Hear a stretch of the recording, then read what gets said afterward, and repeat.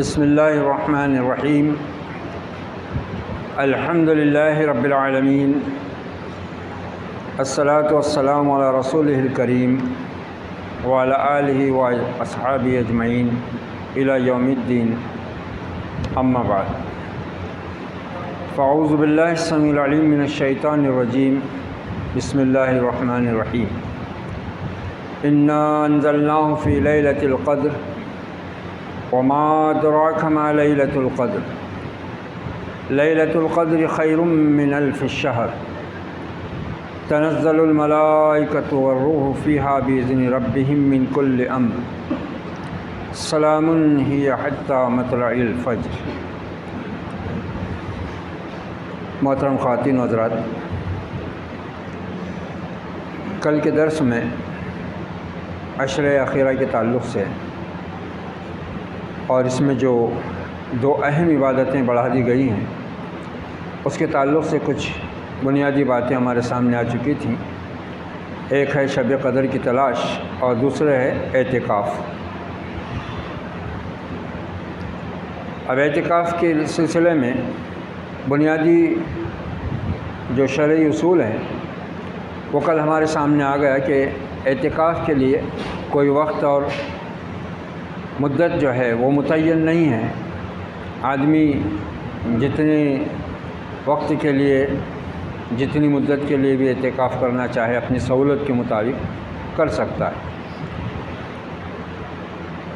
البتہ مسنون اعتکاف وہ ہے جو رمضان المبارک کے اس آخری عشرے میں کیا جاتا ہے،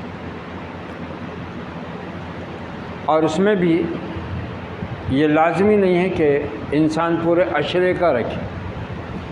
اپنی سہولت کے اعتبار سے انسان 1 دن 2 دن 3 دن 4 دن جتنا چاہے اعتکاف کر سکتا ہے۔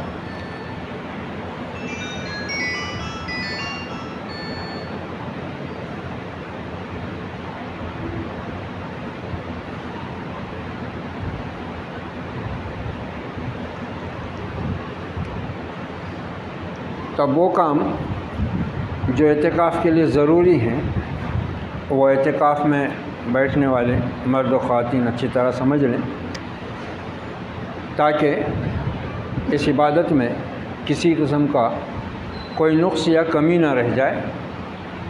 اور ہر عبادت کے سلسلے میں یہ بات ذہن میں رہنی چاہیے، نبی صلی اللہ علیہ وسلم نے ایک بہت ہی پیارا اور سنہرا اصول دے دیا ہوا ہے کہ جو چیز شک میں ڈالے اس کو چھوڑ دو۔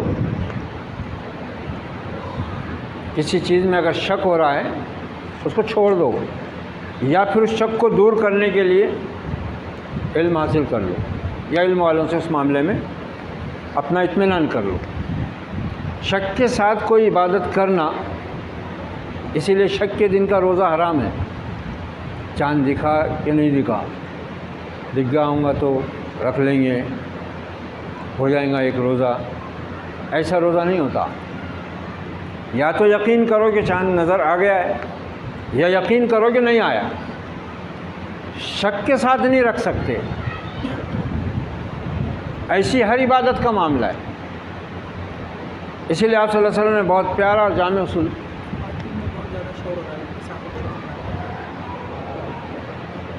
خواتین ذرا خاموشی اختیار کریں، درس شروع ہو چکا ہے۔ جو سننے والے ہیں سمجھنے والے ہیں کم سے کم ان کو سننے اور سمجھنے دیا جائے۔ بچوں کو کنٹرول کریں۔ تو اطمینان قلب کے ساتھ جو عمل ہوتا ہے وہ انسان کے لیے بھی اطمینان کا باعث ہوتا ہے، اجر ثواب کے اعتبار سے بھی بہت قیمتی ہوتا ہے۔ شک کے ساتھ جو معاملہ ہوتا ہے اس میں کوئی خوبی اور بھلائی نہیں ہوتی۔ اسی لیے دین اور ایمان، اعمال، عقیدہ، یہ جتنی چیزیں ہیں ان سب کے بارے میں صاف کہا گیا ہے کہ شک والا رویہ تمہارا نہیں ہونا چاہیے۔ متردد نہ ہو، تم ممترین نہ ہو، شک میں پڑنے والے نہ ہوں، بلکہ یقین ہو۔ تو اعتکاف کے سلسلے میں ایک چیز تو ہمیں یہ ذہن میں رکھنی ہے۔ دوسری یہ کہ یہ جو ترتیب ہے رمضان المبارک کی اور نبی عربی صلی اللہ علیہ وسلم کا یہ جو اسوہ ہمارے سامنے ہے، یہ کیا بتا رہا ہے کہ یہ مہینہ اس قدر اہمیت اور فضیلت کا حامل ہے کہ مسلمانوں کو اس مہینے میں اللہ کی عبادت کرنے میں، اللہ کی خوشنودی حاصل کرنے میں، اپنے گناہوں کی بخشش کا سامان کرنے میں جتنی محنت ہو سکتی ہے وہ کریں۔ اور ہمارے معاشرے کا آج جو رنگ ڈھنگ ہے وہ کیا ہے؟ بس یہاں سے ختم ہو گیا اب رمضان، اب لوگوں کے نزدیک تیاری شروع ہو گئی عید کی، اب خریداریاں ہیں، عید کی شاپنگ ہے، عید کی تیاری ہے، تاجر تجارت میں لگے ہوئے ہیں اور عید کی خوشیاں منانے والے ان کے پاس سے اپنی خریداری میں لگے ہوئے ہیں۔ نہ روزے ہیں، اگر ہے بھی روزہ تو نماز نہیں ہو رہی ہے۔ ابھی ہم نے سورہ ماؤن میں سنا کہ کسی ایک فرض نماز کو بلا عذر شرعی وقت ٹال کے پڑھنا منافقین کی صفت ہے، اور تباہی بھیجی ہے قرآن مجید نے ایسے نمازیوں پر، ویل کی ان کو وعید سنائی جا رہی ہے۔ کتنے افسوس کا مقام ہے کہ محمد الرسول اللہ صلی اللہ علیہ وسلم اپنے اسوے سے اور آپ کے صحابہ اپنے اسوے سے امت کو یہ بتا رہے ہیں کہ جیسی آخری عشرہ آئے دنیا سے اور زیادہ کٹ جاؤ۔ یہ اعتکاف کیا ہے؟ اعتکاف اسی کا تو نام ہے نا، کہ دنیا کے جو روز مرہ کے بھی معمول ہیں اس کو بھی ترک کرو اور مسجد کا کھوٹا بن جاؤ۔ یہ اسوہ بتا رہے ہیں ہم کو، یہ رمضان کی برکت ہم کو رب کائنات، مگر ہمارا حال بالکل وہی ہے جو نبی صلی اللہ علیہ وسلم نے فرمایا کہ لوگوں میری اور تمہاری مثال ایسی ہے کہ ایک شخص نے آگ جلائی تو پروانے چاروں طرف سے اس پر آ کر ٹوٹ کر گرنے لگا۔ وہ پروانہ جو رہتا آنکھ کو دیکھ کر آنے والا، اس کو اس کی سمجھ نہیں رہتی کہ یہ آگ ہے، اس سے چمک پر آتا اور جل کے مر جاتا۔ اور وہ شخص جو ہے جس نے آگ جلائی ہے وہ پروانوں کو دوڑ دوڑ کر چاروں طرف ہاتھوں سے ہٹا رہا ہے، ادھر ہٹو، جل جاؤ گے، مر جاؤ گے۔ بس میری اور تمہاری مثال بھی ایسی ہے، تم جہنم کے گڑھے کی طرف بھاگے چلے جا رہے اور میں تمہاری کمر پکڑ پکڑ کر کھینچ رہا ہوں کہ لوگوں ادھر نہ جاؤ، یہ تباہی کا راستہ ہے۔ افسوس آج اس امت کی کیا صورتحال ہے۔ اس بابرکت مہینے کے اس آخری عشرے میں جس چیز کی طرف زیادہ توجہ دینا چاہیے، الٹا آخری عشرہ آنے کے بعد مسلمان اور زیادہ جو تھوڑے بہت رمضان کے شروع میں تراویح نماز وغیرہ کا کر رہے تھے اہتمام، وہ بھی ختم ہو جاتے۔ مسجدوں سے زیادہ دیکھ لو کہیں بھی جا کر مسلمان یا دکانوں میں ہیں یا ہوٹلوں میں ہیں یا بازاروں میں ہیں۔ اور تاشب کیا ہے؟ ایک پکنک ہے، شہر کا انتظام، بس وہ درس لیکچر عبادت کی رات ہے، اور عبادت کا سب سے اعلیٰ ترین عرفہ ترین اگر کوئی عبادت کی شکل ہے وہ نماز ہے، کیونکہ اس میں اللہ کا ذکر بھی ہے، قرآن کی تلاوت بھی ہے، رکوع بھی ہے، سجدہ بھی ہے، جو بندے کی انتہائی شان کا مظہر ہے۔ جو بندہ رب کے سامنے ماتھا ٹیک دیتا ہے وہ اپنی بلندی کو پہنچتا ہے، بظاہر وہ زمین سے ٹکا ہوا ہے لیکن حقیقت میں وہ ایک بہت اونچے مقام پر ہے،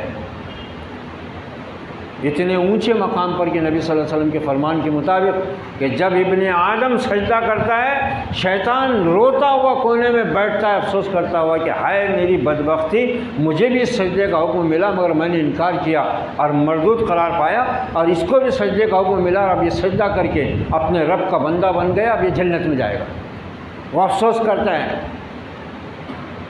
اور وہ رب صدا لگا رہا ہے، اللہ اس کا رسول ہمیں پکار رہا ہے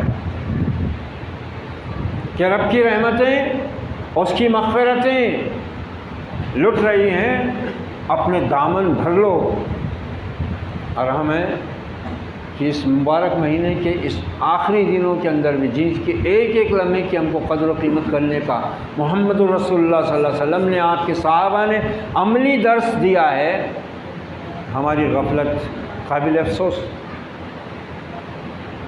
کیا صورتحال ہے آج مسلمان معاشرے،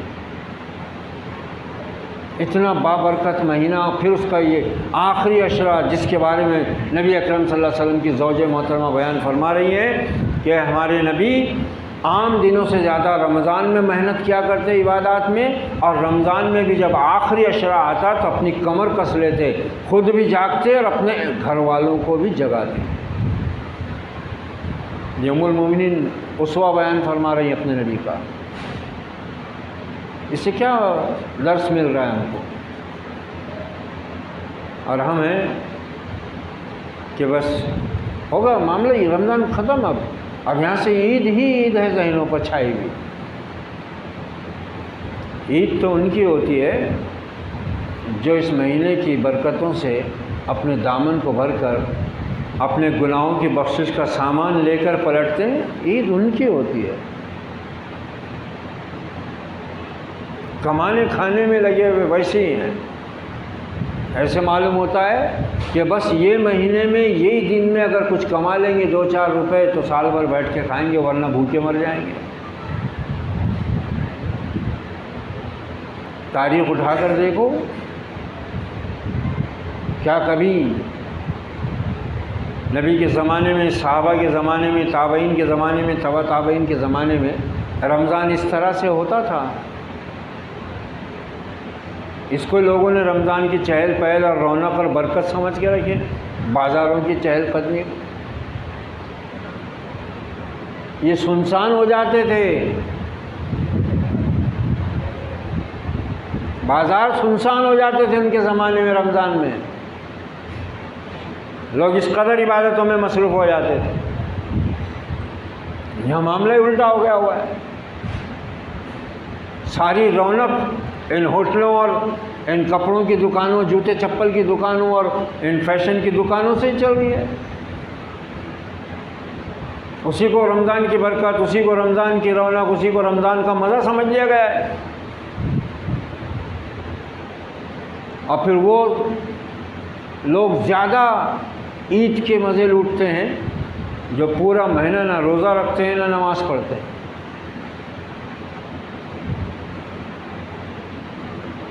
اور عید کیا ہے؟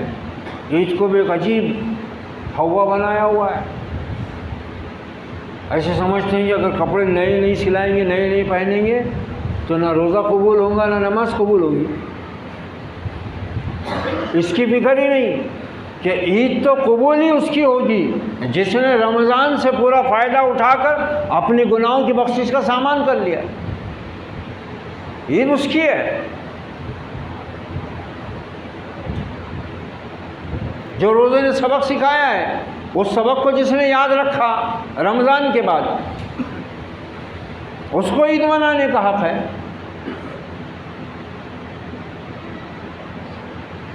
یہ عید ملت کا اس طرح حال، پوری دنیا کے اندر یہ ملت بدنامی، تباہی، بربادی، مظالم، ناانصافی کا شکار، ہماری اپنی زندگیاں بے دینی، غفلت، جہالت، بدعت، خرافات کا شکار، تعلقات کتنے بدتر ہیں، دل بغض اور کینوں سے بھرے ہوئے، یہ تو بخشش ہی روکی ہوئی ہے۔ بخشش تو کیا مانگتے ہم؟ وہ چیزیں ہم نے اختیار کر رکھی ہیں جو بخشش کو روکے ہوئے ہیں۔ تو ہمیں یہ سوچنے کی ضرورت ہے، سال کے 11 مہینے پڑے ہیں، عید کے دن نئے کپڑے پہننا گناہ نہیں ہے، مسنون ہے اگر استطاعت ہے، لیکن فرض کو اگر چھوڑ کر آدمی مسنون کی خوشی میں مست ہو رہا ہے تو اس کو بھی یہ سمجھ لینا چاہیے اس کا عمل مردود ہے، اس کو وہ خوشی میسر آتی ہی نہیں۔ تو اعتکاف آپ نے بڑھایا تاکہ امت اس ماہ مبارک کی برکتوں کو زیادہ سے زیادہ سمیٹے، زیادہ سے زیادہ میری امت کے لوگ اللہ کے عذاب سے اپنے کو بچا لیں، جہنم کی آگ سے اپنے کو بچا لیں۔ اور یہ اللہ نے جو موقع دیے ہیں اپنی رحمتوں کو بانٹنے کے، اپنی مغفرتوں کو حاصل کرنے کے، میری امت ان سے زیادہ سے زیادہ فائدہ اٹھائے۔ اس کے لیے آپ نے اعتکاف فرمایا، اپنی عملی سنت امت کے سامنے رکھی، آپ کے صحابہ نے اس پر عمل کیا، آپ کے ازواج مطہرات نے اس پر عمل کیا۔ گو کہ وہ آپ امت کے حق میں بڑے شفیق تھے، آپ نے تراویح کی نماز 3 دن پڑھا کر چھوڑ دی اس ڈر سے کہ کہیں امت پر یہ فرض نہ ہو جائے، میری امت کے لیے آگے مشکل نہ ہو جائے، اور حقیقت میں مشکل ہو جاتی۔ اگر یہ نماز بھی فرض ہو جاتی تو کتنے مسلمان اس کو پڑھنے والے تھے اور کتنے پڑھ رہے ہیں، اور پھر وہ پڑھنا بھی کیسا پڑھنا ہے؟ نہ قرآن کی تلاوت کا حق ادا ہو رہا ہے، نہ رکوع کا حق ادا ہو رہا ہے، نہ سجدے کا حق ادا ہو رہا ہے، نہ ارکان نماز ہے، نہ تعدیل ارکان ہے، کچھ نہیں ہے۔ گنتی پوری ہو رہی، 8 کی، 10 کی، 20 کی، 22 کی، 36 کی، 30 کی، اور اس پر جھگڑے چل رہے ہیں۔ یہ صورتحال ہے۔ عورتیں ہیں، ان کے سارے برکت کے دن کھانے پکانے میں صرف ہو رہے۔ رمضان کا مہینہ، روزہ رہتے ذرا کچھ اچھا برا بننا چاہیے، روزے سے منہ خراب ہے۔ ارے یہ روزہ تو تم کو قناعت سکھا رہا ہے، یہ روزہ تو تم کو یہ بتا رہا ہے کہ ایک مومن کے نزدیک اللہ کے حکم کے آگے دنیاوی لذتیں، خود کی اپنی نفسانی خواہشات کی کوئی قیمت نہیں، ان سب کی قربانی دے کر مومن اپنے رب کا محبوب بندہ بنتا ہے۔ روزہ اس بات کی تعلیم دے رہا ہے۔ تو یہ روزے کی وجہ سے اور الٹا عورتوں کو کھانے پکانے کے کام بڑھا دیے، تھوڑا یہ بنا لو، تھوڑا وہ بنا لو، ذرا شکن تیار کر لو، ایک قیمے میں تھوڑا سا میتھی ڈال کے الگ میرے واسطے تیار کر دو، اور کلیجی لایا تھا ذرا اس کو ذرا بھون کے بنا دینا۔ تو روزہ رکھ رہا کہ کسی 5 اسٹار ہوٹل میں آ کے آرڈر دے رہا کھانے کا۔ پھر چٹورے ایسے ہیں کم بخت، ذرا گھر میں اچھا نہیں بنا ہے، جا رہا میں ہوٹل میں۔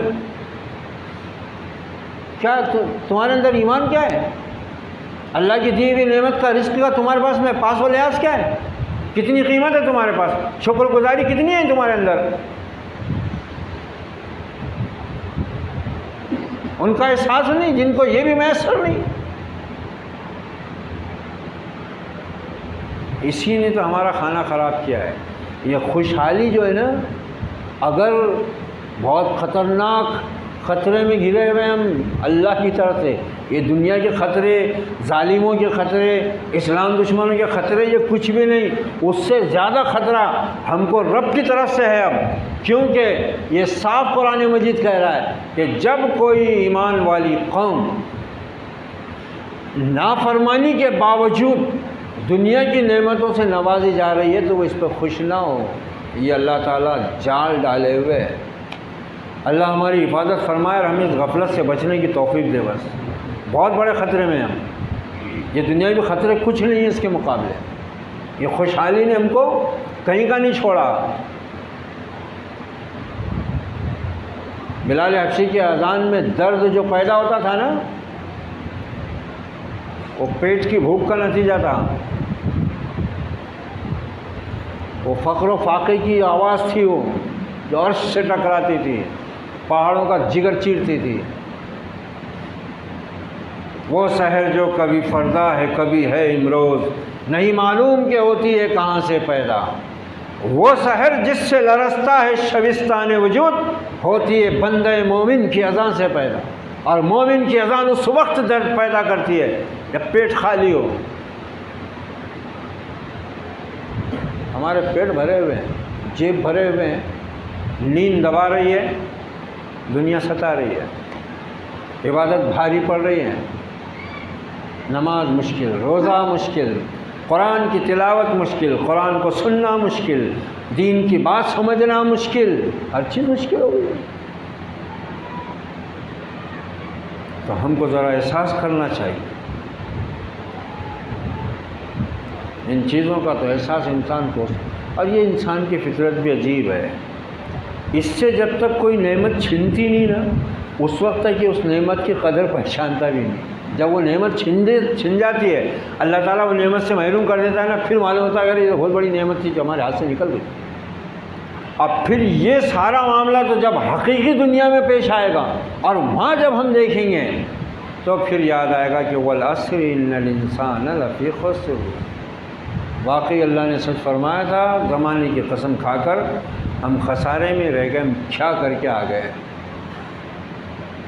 تو بہرحال ہمیں ان چیزوں پر ذرا توجہ دینے کی ضرورت ہے، مگن نہ ہو جائیں ہم عید کے نام پر، عید کی تیاریوں کے نام پر، ایسے نہ ہو جائیں کہ یہ آخری عشرہ جو انتہائی قیمتی ہے، آنے والی زندگی میں، آنے والے رمضان میں پتہ نہیں ہم اس کو پا سکیں نہ پا سکیں۔ اللہ نے موقع دیا ہوا ہے، یہ خود ایک بہت بڑی نعمت ہے اس کی، پھر اس عظیم نعمت کے ساتھ اگر ہم یہ رویہ اختیار کریں گے تو یہ پھر رب کی رحمت کو نہیں، اس کے عذاب کو دعوت دینے کے مترادف۔ تو جو لوگ اعتکاف میں بیٹھے ہیں، اللہ تعالیٰ ان کو اس اعتکاف کی برکتوں سے بہرہ مند فرمائے، اور جو بھی اللہ کے بندے اس بابرکت مہینے میں اس کے حکم کے مطابق روزہ رکھ رہے ہیں، قیام اللیل کا فرض انجام دے رہے ہیں، اور جو اس کے گھر کی زیارت کو خوش نصیب پہنچے ہوئے ہیں، اللہ ان سب اہل ایمان کی عبادتوں کو شرف قبول عطا کرے، اور اس ماہ مبارک کو عالم اسلام کے لیے دین کی سربلندی اور دین کی راہ پر ثابت قدمی کے ساتھ آگے بڑھنے کا وسیلہ اور ذریعہ بنا دے۔ تو وہ کام جو اعتکاف کے لیے ضروری یعنی رکن اور شرط ہیں وہ کیا ہیں؟ سب سے پہلے نیت۔ ایسی بغیر نیت کے، بغیر ارادے کے کوئی کام کر لینے سے وہ کام شرعی اعتبار سے عمل صالح نہیں قرار پاتا، اس کے لیے نیت ضروری ہے۔ اور نیت کیا ہے؟ دل کے ارادے کا نام ہے، انما الاعمال بالنیات، سارے اعمال کا دار و مدار نیت پر رکھا ہوا ہے، اور نیت کا مطلب ہوتا ہے آدمی کے دل کا ارادہ۔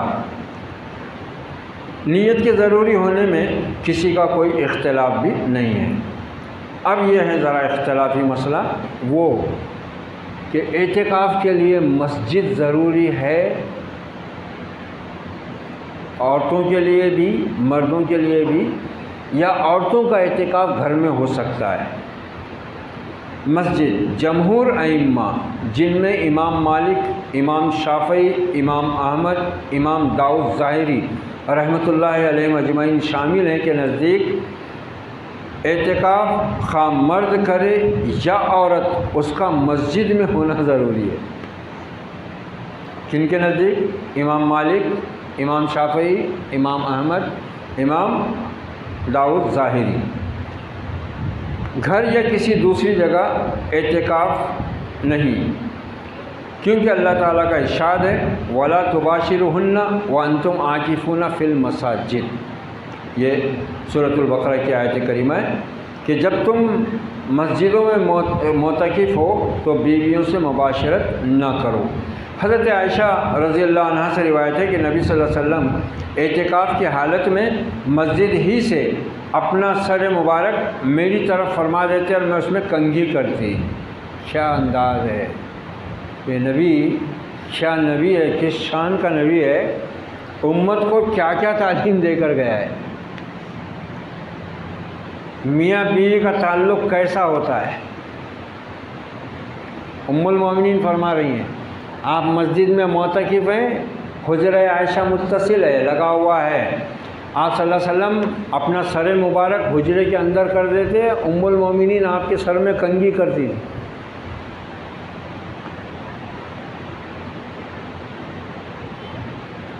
نہ ہماری عورتوں کو سن، نہ مردوں کو خبر۔ یہ لے، یہ 10,000 لے، جا ناندیڑ کو خریداری کر، چکا چک عید کے دن ہو جا، کر چھٹی۔ کچھ نہیں ہے، کوئی سلیقہ ہی نہیں ہے کوئی۔ محمد الرسول اللہ صلی اللہ علیہ وسلم کی ذات گرامی و عظیم ہادی اور رہبر ہے، جس نے گھر کے اندر بستر پر بتایا کہ تم کو بیوی کے ساتھ کیا کرنا، کیسا کرنا ہے، کیسے رہنا ہے، آپس میں محبت کیسے پیدا ہوتی ہے۔ ہمارے تو رونے ہی ہیں، 4 مہینے 6 مہینے سال بہت ستا رہی جی، سن لیجیے بہت مزہ ہے، یا پھر وہ آتے ہیں اچھا نہیں ہے، باہر لگا ہوا ہے، کھانے پینے کی عادت ہے۔ کیا مسلمان ہے تم، کیا ہے، نکاح کیے، اللہ اس کے رسول کے نام پر ایک دوسرے کو حلال کیے، یہ سب کہاں سے آ گیا؟ پہلے کیوں نہیں نظر آیا یہ سب؟ کیونکہ نبی کے حکم کے مطابق نہ نکاح کرے، نہ نبی کے حکم کے مطابق ولیمہ کرے، برکت وہیں سے ختم ہو گئی تھی۔ اب یہ نحوست آئیں گی، دیکھو کیا یہ حدیث کیا بتا رہی ہے، ام المؤمنین کیا فرما رہی ہے؟ آپ اعتکاف میں رہتے تھے اور میرے حجرے میں آپ اپنا سر مبارک کر دیتے، میں آپ کے سر میں کنگھی کر دیتی، اور آپ جب اعتکاف میں ہوتے تو ناگزیر انسانی ضروریات یعنی پیشاب پاخانے کے بغیر گھر میں داخل نہ ہوتے، الا یہ کہ آپ وضو فرمانا چاہتے۔ بخاری و مسلم، ابو داؤد، ترمذی، ابن ماجہ، نسائی۔ دوسری تمام احادیث سے بھی یہی معلوم ہوتا ہے کہ نبی صلی اللہ علیہ وسلم، آپ کی ازواج مطہرات اور صحابہ کرام نے مشقت کے باوجود ہمیشہ مسجد ہی میں اعتکاف فرمایا ہے۔ اگر گھروں میں اعتکاف جائز ہوتا تو آپ صلی اللہ علیہ وسلم کے ازواج اور صحابہ کرام ضرور گھروں میں اعتکاف کرتے۔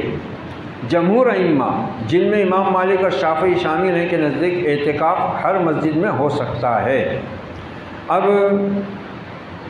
اعتکاف کے سلسلے میں امام ابو حنیفہ رحمۃ اللہ علیہ کے نزدیک اعتکاف کے لیے مسجد کی شرط صرف مردوں کے لیے ہے۔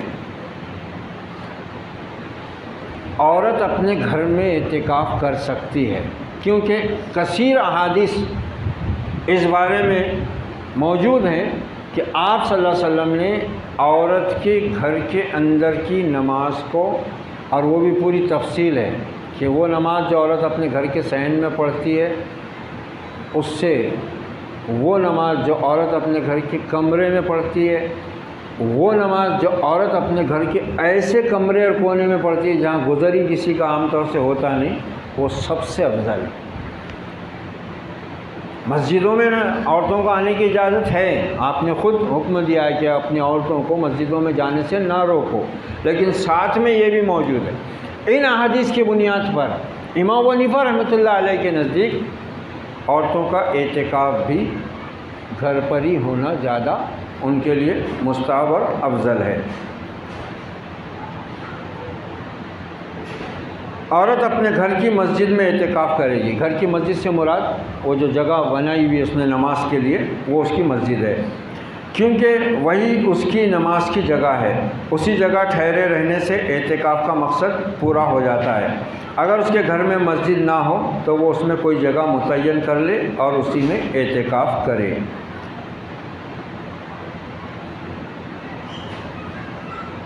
حضرت عبداللہ ابن مسعود، امام حسن بصری، امام شافعی اور مشہور روایت میں امام احمد ابن حنبل اور امام اسحاق کے نزدیک اعتکاف کے لیے روزہ شرط نہیں ہے، مستحب ہے۔ اور حضرت عبداللہ ابن عمر رضی اللہ عنہ سے روایت ہے کہ حضرت عمر نے نبی صلی اللہ علیہ وسلم سے سوال کیا، میں نے جاہلیت میں یہ نظر مانی تھی کہ ایک رات مسجد حرام میں اعتکاف کروں گا۔ آپ صلی اللہ علیہ وسلم نے فرمایا، اپنی نظر پوری کرو۔ بخاری و مسلم۔ صحیح بخاری میں یہ الفاظ زیادہ ہیں، تو ایک رات اعتکاف کرو۔ رات کو چونکہ روزہ ہوتا ہی نہیں ہے، اس لیے اس حدیث سے معلوم ہوا کہ روزے کے بغیر بھی اعتکاف ہو سکتا ہے، لیکن رمضان کے روزے کے بغیر تو نہیں ہوگا، کیونکہ رمضان کا روزہ فرض ہے۔ اب اگر کوئی فرض چھوڑ کر اعتکاف کرتا ہے مسنون، تو سیدھی سی بات ہے کہ وہ خود اپنے عمل کو رد کر رہا ہے۔ وہ کام جو اعتکاف میں مستحب ہیں، اس پر تمام ائمہ کا اتفاق ہے کہ اعتکاف کے دوران نفل نماز، اصل عبادت کی روح یہ نمازی ہے، اعتکاف کے دوران بھی تلاوت اور اللہ تعالیٰ کی ذکر و تسبیح، سبحان اللہ کہنا، تحمید الحمدللہ کہنا، تکبیر اللہ اکبر کہنا، استغفار اور نبی صلی اللہ علیہ وسلم پر درود میں مشغول رہنا مستحب ہے۔ جمہور ائمہ جن میں امام ابو حنیفہ امام شافعی شامل ہیں کے نزدیک حدیث اور فقہ کی کتابوں کے پڑھنے میں مشغولیت بھی مستحب ہے، یعنی کوئی بھی دینی کام ہونا چاہیے اعتکاف کے دوران، خام خواہ کی دوسری باتیں۔ اور پھر اگر یہ جھوٹ کی مشین، غیبت کا پہاڑ، دجال ہاتھ میں ہے تو اعتکاف میں بھی چالو ہی ہے۔ ارے بلا لیا کیا، وہ کو 2000 روپے دے دیا کیا اور 5000 لے لیں، اعتکاف میں بیٹھانا ابھی بھی دکان میں بیٹھا ہوا ہے۔ ہاں کوئی بہت ضروری بات ہے، وہ بہت ضروری معاملہ ہے، نقصان سے بچنا ہے اور کچھ بولنا ہے، آدمی بول سکتا ہے، بات کر سکتا ہے، لیکن اب اس میں بھی یہاں اعتکاف میں بھی وہی چالو ہے، بیٹھے یا پھر بجائے قرآن کھول کر پڑھنے کے، حدیث کی کتاب پڑھنے کے، سیرت کی کتاب پڑھنے کے، اور یہاں بھی بیٹھے بیٹھے اس میں شروع ہے کام، تو یہ عبادت ہے ہی نہیں۔ عبادت کے لیے ضروری ہے کہ انسان پورے طور پر، اسی لیے اللہ تعالیٰ نے کیا فرمایا، حنفاء، یکسو ہونا، جتنا یکسو ہو سکتا آدمی اللہ کی ذات کی طرف، اللہ کی یاد کی طرف، اللہ کی کتاب کی طرف، اللہ کی عبادت کی طرف، اللہ کے ذکر کی طرف، اللہ کی تسبیح و تحمید و تحلیل کی طرف، اتنا اپنے آپ کو وہ ادھر متوجہ کرے، یکسو ہو، یہ اس کے لیے ضروری ہے۔ تو یہ اعتکاف میں کرنے کے کام ہیں، وہ کام جو اعتکاف میں مکروہ ہیں۔ فضول باتوں کاموں میں مشغولیت، حضرت ابو بصرہ رضی اللہ عنہ سے روایت ہے کہ نبی صلی اللہ علیہ وسلم نے فرمایا، انسان کے اسلام کے اچھا ہونے میں اس سے ہے کہ وہ ہر فضول بات یا کام کو ترک کر لے، رواه ترمذی و ابن ماجہ۔ اور نیکی کے خیال سے چپ رہنا، اور کوئی آگے کچھ پوچھ رہا بھی تو جواب ہی نہیں دے رہے، ایسا سمجھ رہے کہ میں اعتکاف میں ہوں، جواب دوں گے تو اعتکاف ٹوٹ جائیں گے، تو یہ بھی غلط ہے۔ عبادت ویسی کرو جیسا کرنے کا حکم ہے، اس طریقے سے کرو جس طریقے سے نبی صلی اللہ علیہ وسلم نے بتایا ہے۔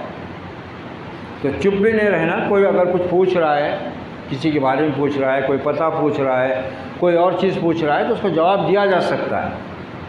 حضرت ابن عباس رضی اللہ عنہ سے روایت ہے کہ نبی صلی اللہ علیہ وسلم خطبہ دے رہے تھے کہ آپ نے ایک آدمی کو کھڑے دیکھا، آپ صلی اللہ علیہ وسلم نے اس کے متعلق دریافت فرمایا، لوگوں نے بتایا کہ شخص کا نام ابو اسرائیل ہے، اور اس نے یہ نظر مانی ہے کہ وہ کھڑا رہے گا، بیٹھے گا نہیں، نہ سایہ کرے گا، نہ بات چیت کرے گا، اور یہ کہ روزے سے رہے گا۔ آپ نے فرمایا اسے حکم دو، بات چیت کرے، بیٹھے اور اپنا روزہ ختم کرے۔ یہ عبادت نہیں ہے، یہ اپنے آپ پہ ظلم ہے۔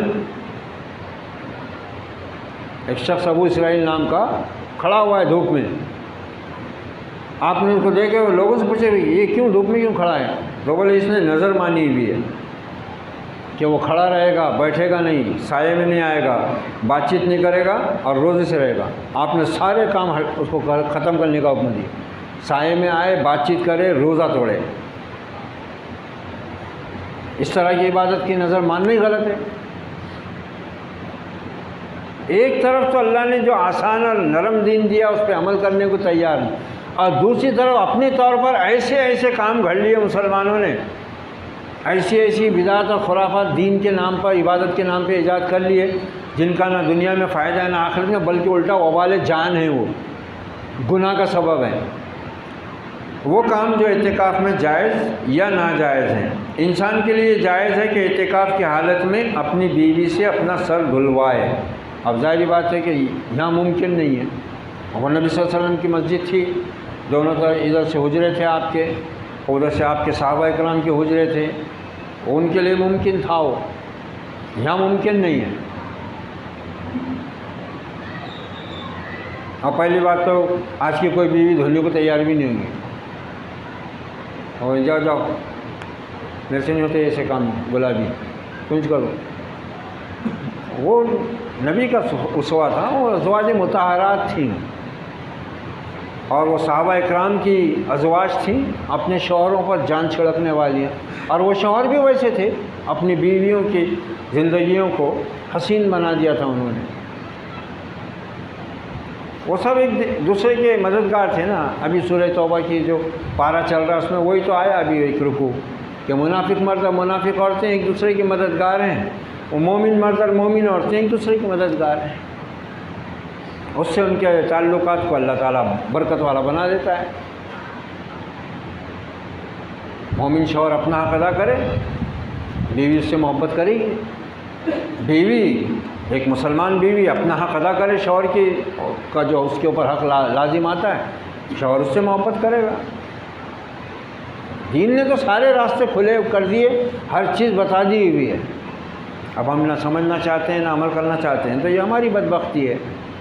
تو یہ احادیث ہمیں بتاتی ہے کہ کس طرح سے امہات المومنین آپ صلی اللہ علیہ وسلم کے ساتھ رہتی تھیں، اور آپ صلی اللہ علیہ وسلم کس طرح اپنی ازواج سے معاملات انجام دیتے تھے۔